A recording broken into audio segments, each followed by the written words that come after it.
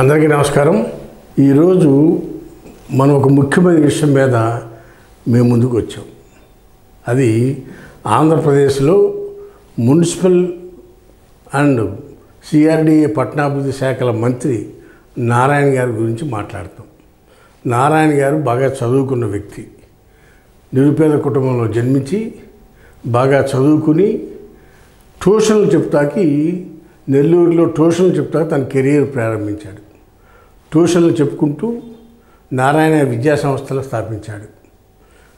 నెల్లూరు నుంచి స్టార్ట్ అయిన విద్యా సంస్థలు రాష్ట్ర స్థాయిగా ఆంధ్రప్రదేశ్, తెలంగాణ, కర్ణాటక, మద్రాసు 4 రాష్ట్రాల్లో కూడా ఈ నారాయణ విద్యా సంస్థలు వ్యాపించినాయి. వీటంతటికి కారణం ఆయన అకుంఠిత దీక్ష, సిన్సియారిటీ, పని పట్ల ఆయనకున్న అంకిత భావమే ఆయన విజయానికి ఒక బలమైన కారణంగా చెప్పచ్చు. అయితే కొన్ని కోట్లకు అధిపతి వాళ్ళ నారాయణ స్కూల్స్ యజమాని నారాయణ. ఆయనకి ప్రజాసేవ చేయాలనే కాంక్షతో 2014లో రాజకీయాల్లోకి వచ్చారు తెలుగుదేశం పార్టీ ద్వారా. నాడు ఎమ్మెల్సీగా మంత్రివర్గంలో స్థానం సంపాదించి సిఆర్డిఏ మున్సిపల్ పట్టణాభివృద్ధి శాఖ మంత్రిగా అమరావతి ల్యాండ్ పుల్లింగ్ విషయంలో సక్సెస్ఫుల్ మినిస్టర్ అని చెప్పాలి. అలాంటి మంత్రి 2019లో జరిగిన ఎన్నికల్లో నెల్లూరు నుంచి ఓటమి పాలయ్యాడు అనిల్ కుమార్ యాదవ్ మీద. ఆ తర్వాత 24 వరకు సైలెంట్గా ఆయన విద్యా సంస్థలని, వ్యాపారాలను చూసుకుంటా పార్టీ చెప్పిన కార్యక్రమాలని పనిచేసుకుంటూ వచ్చాడు.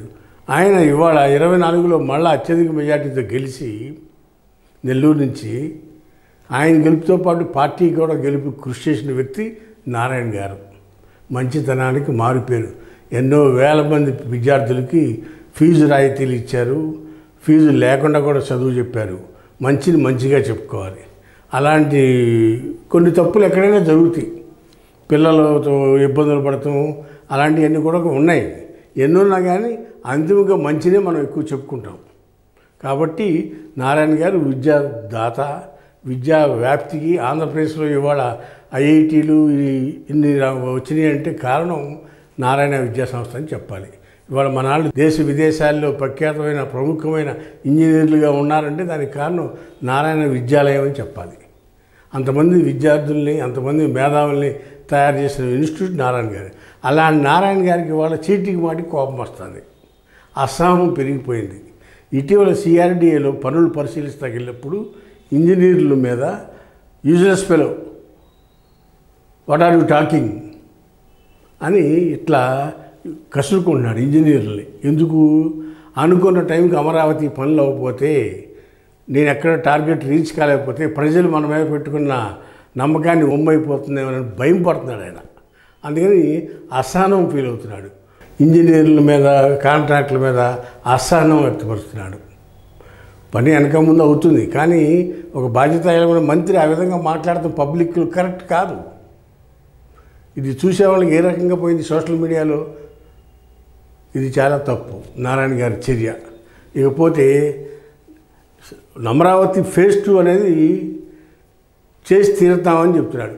జనసేన నాయకుడు పవన్ కళ్యాణ్ గారు, మనోహర్ గారు క్యాబినెట్ మీటింగ్లో ఫేజ్ 2 వద్దు, తొందరపడొద్దు, ఫేజ్ 1 కంప్లీట్ అయినాక ఫేజ్ 2కి వెళ్దామని వాళ్ళందరూ చెప్పి క్యాబినెట్లో అడ్డుకట్టేస్తే, బ్రేక్ చేస్తే, నారాయణ గారు ఫేజ్ 2 కూడా చేస్తాము, ఎవరండి చెప్పినా కానీ వినేది లేదు, ఆగేది లేదని ఆయన స్టేట్మెంట్ ఆయన ఇస్తున్నాడు.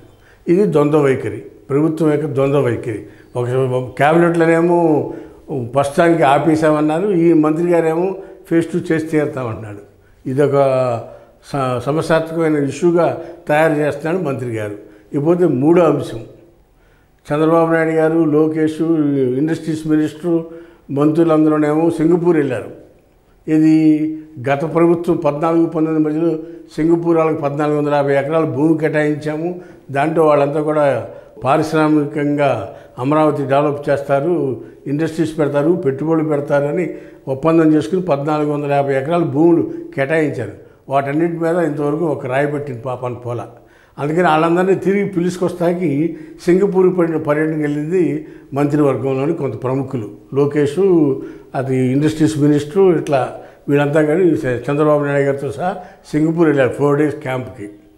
అయితే ఆ సందర్భంలో ఇక్కడ ఎవడు పెట్టుబడి పెడతాడు, ఎవడో పెట్టుబడి పెట్టాడు అన్నాడు నారాయణ గారు. ముఖ్యమంత్రి గారి ప్రయత్నాలు ఆ విధంగా ఉంటే సంబంధిత శాఖ మంత్రి నారాయణ గారి మటుకి అమరావతిని చూసి పెట్టుబడులు ఎవరు పెట్టరు, ఎవరో రారు ఇక్కడికి పరిస్థితిలో నారాయణ గారి మాటల ద్వారా అర్థమవుతా ఉంది. నారాయణ గారి ప్రవర్తన ఒక రకంగా ఉంది, చంద్రబాబు నాయుడు గారి ప్రవర్తన ఒక రకంగా ఉంది.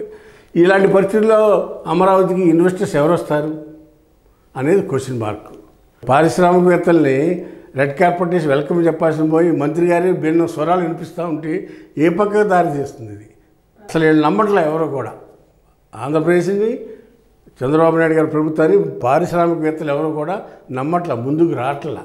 అది ఆ విషయాన్ని వాస్తవాన్ని ఒప్పుకోలేక వేరే మాట్లాడుతున్నారు, షో పుటప్ చేస్తున్నారు తప్పితే ఇక్కడ ఏమీ జరిగే పరిస్థితి అయితే లేదు అనేది ఈ సందర్భంగా తెలియపరుస్తూ ఉన్నా. హాయ్ ఫ్రెండ్స్, మా ఫ్యూచర్ టుడే ఛానల్ చూస్తున్నందుకు చాలా థ్యాంక్స్. మరిన్ని లేటెస్ట్ వీడియోస్ కోసం వెంటనే సబ్స్క్రైబ్ చేయండి. అలాగే ఈ బెల్ని కూడా రింగ్ చేసేయండి. మా లేటెస్ట్ వీడియోస్ నోటిఫికేషన్స్ అన్నీ మీ మొబైల్లో వస్తాయి. మా వీడియోస్ మీకు నచ్చితే లైక్ చేయండి, షేర్ చేయండి, నచ్చకపోతే కామెంట్ చేయండి.